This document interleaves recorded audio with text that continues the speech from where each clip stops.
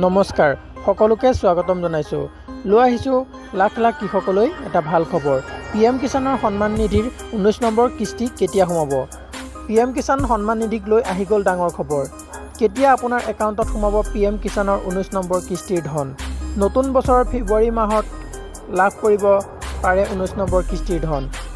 বছৰত 3বাৰকৈ দিয়া হয় এই ধন। ইয়াৰ বাবে আপুনি কৰিব লাগিব eKYC।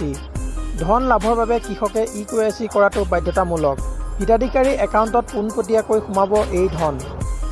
ধন মোকলাই দিয়াৰ পূৰ্বে আপডেট কৰক আপোনাৰ একাউণ্ট। এই ধন পাবলৈ আপুনি কৰিব লাগিব এটা বিশেষ কাম, অন্যথা আপুনি নাপাব কৃষক সন্মান নিধিৰ ধন। আগন্তুক কিস্তিৰ ধন পাবলৈ eKYC কৰাটো বাধ্যতামূলক। গতিকে আপোনালোকে যদি এতিয়াও eKYC কৰা নাই তেতিয়াহ'লে কৰি লওক। PM কিষাণ এপৰ জৰিয়তেও কৰিব পাৰিব eKYC। অনলাইনতো কৰিব পাৰিব eKYC। CSC চেণ্টাৰত গৈও কৰিব পাৰিব eKYC। eKYC সম্পূৰ্ণ কৰিবলৈ আহ্বান কৰিছে চৰকাৰে। গতিকে